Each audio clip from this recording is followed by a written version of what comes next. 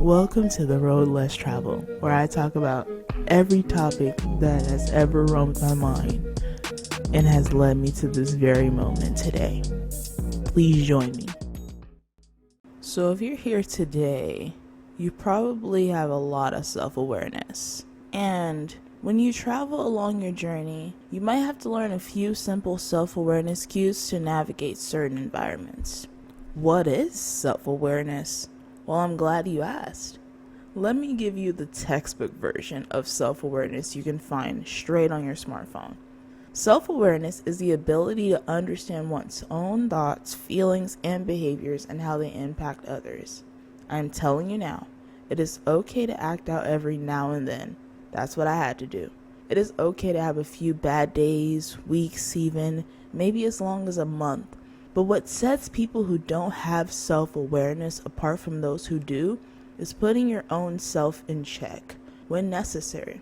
The cycle goes like this. You do or say something you are not okay with to yourself or another person. You take some time to do some reflection and come up with better ways to approach the scenario next time. That is it, and the cycle repeats. Did you know, though, that self-awareness can become your fuel once you learn the cycle?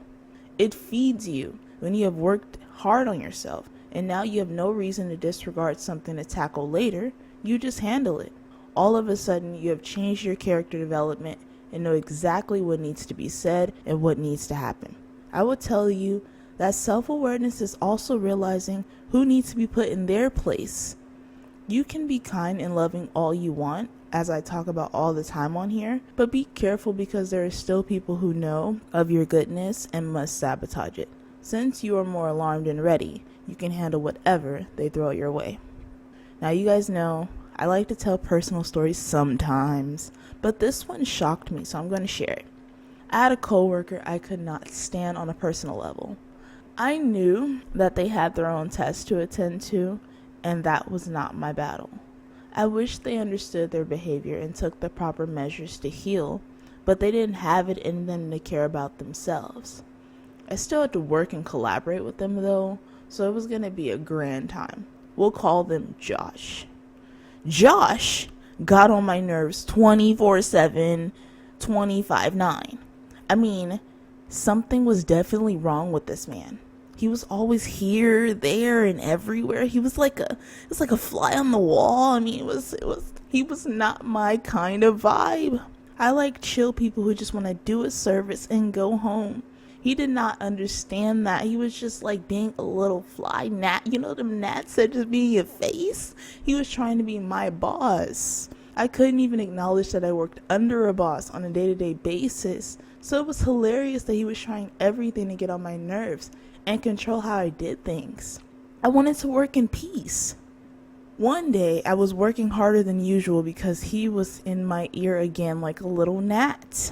I wanted to tune him out even though I was instructed to collaborate with this man who was filled with so much anger, and I'm so sorry for him, but he was always mad at something. Every day at work, I felt like a very dark place in me came because he was so negative and brought the vibes down in my space. Even the people I did service for were looking more gloomier than yesterday. It made me so sad when I noticed they shifted. I mean, I never saw a full-grown adult throw a fit and make multiple scenes like clockwork, unless it was like somebody I knew personally. But this was honestly so embarrassing. I was getting to understand Josh's behavior and what could be the reason for it, but I was definitely judging his character. I'm sorry, Josh.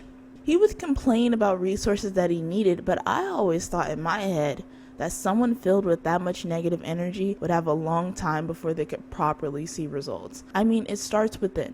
But anyways, this day, I was not having it with Josh, and I snapped. I looked him dead in the face, and for the first time in a long time, I felt my blood boil. I felt rage. Sometimes your internal just wants the person to stop yapping, chill out, and take a walk. He was sent into my life to test my patience, but I was preoccupied with so many things, I didn't have the time to play nice. Unfortunately, at the time, my self-awareness instincts were not very keen to creating issues, but he was annoying me. I found him so annoying that when he would put me on blast in meetings to judge my work, I would tune him out then, in front of everybody. When it came down to it, I knew it was the right thing to do because I'm like a bird. I just want to glide. Sometimes, though, being like a bird made me see what I did not want to see all the time and encounter things I did not want to face because I lived by my kindness first. After enduring the wrath of his negative vibes for so long, I started snitching on poor Josh about everything that ever happened while he was around because enough was enough. I had enough. Josh did not have enough self-awareness to realize he was causing trouble. All Josh needed was his little snack, some milk, and a nap because he was not happy. He wanted what he wanted, and maybe that worked somewhere else. But he did not get what he wanted moving forward on his path, and eventually I heard he was leaving. Thank goodness. I was so thankful, and by this time, I didn't even work with him anymore. But part of me was so happy to hear it. I tell this story to stress the fact that self-awareness does not mean you have to play nice all the time.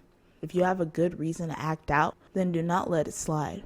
I had to learn the hard way, and my emotional state was at risk because I was constantly ignoring everything that Josh said, but it was still kind of bothering me. Self-awareness is your fuel for how best to act, so I needed to use it, knowing exactly what to say when it was time to say it, and even if it's not in your character.